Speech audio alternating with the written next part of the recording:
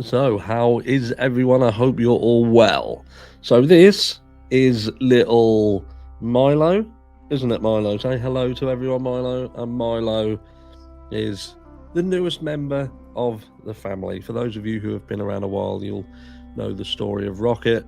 And, we sadly lost him, but we've got Milo here now after a few months of, deciding on what to do next. But it was the right time, and I will do more of a story on what happened. But today, the meat and potatoes.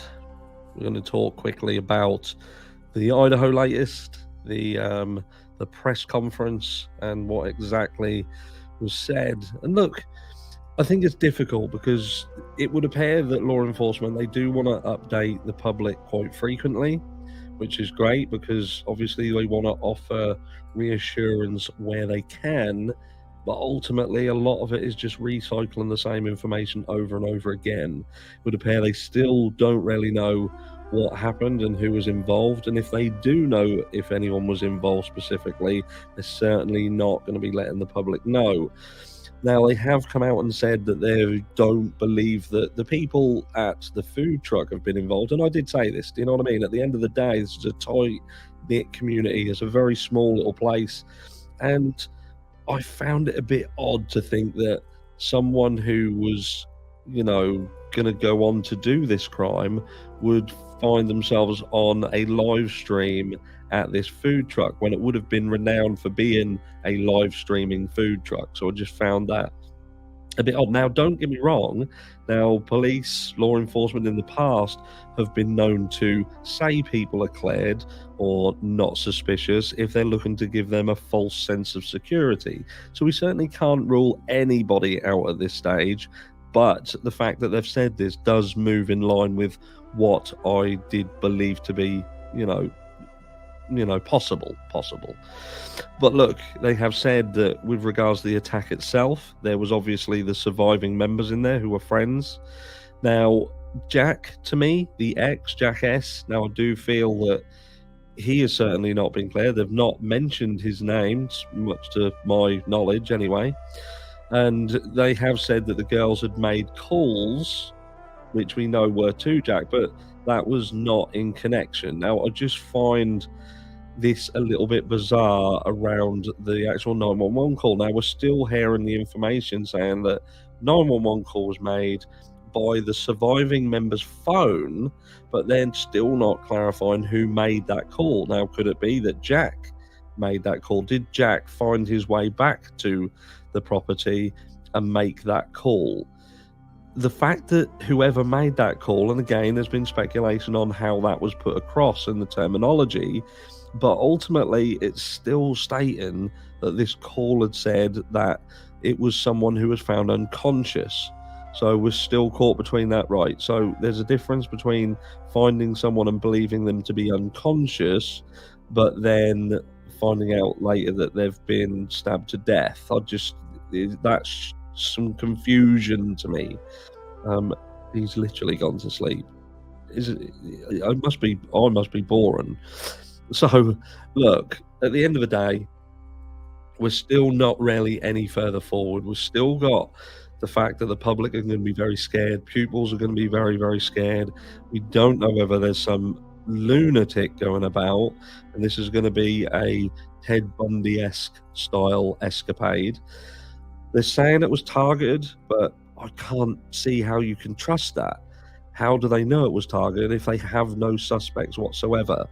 The only thing that, to me, would make them believe and to say that it was targeted is if they feel that the perpetrator was connected to one or more of these students. And again, that then brings into question Jack. Now, I'm not saying that Jack is guilty of anything, guys. Please don't think I am. I'm just looking at the information and trying to read between the lines. And to say it's targeted means that they feel that it was someone who had a connection to these victims in some way, and that it wasn't just some random attack. Now, it might just be because this place has not seen anything like a murder in around 5 years, I believe.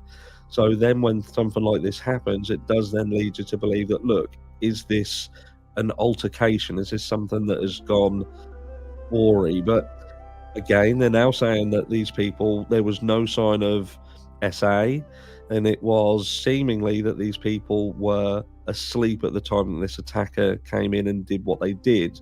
Some have defensive wounds. It'll be interesting to know who did and who didn't, because I believe it was said they're going to be looking into what injuries were on the specific victims, because that would tell who the main target was. But my question to that would be, if there was one specific target, and this is the worrying thing, guys, and what sort of shoots all this out. Now, if they were asleep and someone had us one specific target in mind, then why would they just not go and target that one person? There's less of a risk, and they're literally, because they're on different floors as well. You know, you've got two on each of two different floors. So it just raises the question as to if this was like a frantic attack based on a relationship issue or an argument, why would there be so many victims? Why would somebody go to the risk, the increased risk of the four? And then why would they then leave the two surviving members? What could have connected all of these victims together as a foursome that would, in the perpetrator's eyes, deserve to be punished in the way in which they were? There's a lot of questions, and I think there's a lot still to come out. Now, I know not everybody's a fan of some of the other channels. It could Mel, for argument's sake, he's got the press release in full on there, and he's got timestamps in comments. So if you haven't seen it, it's certainly worth going over and just checking that out, because you will see what they're saying and what they're not saying, and see how you feel about it all. I will be continuing to update this case, and I do apologize that this was not the scheduled live. I'm waiting for some equipment to come in, which was supposed to be here by now, but it's not. And it's made things a little bit more difficult to do, but we should be back up and running properly within the next few days or so. So I'll put everything right. And as you can see, we've also got this little bugger, and he's seemingly liking his nap. But thank you for joining me. Thank you for watching the video, and I will catch you all in the next one.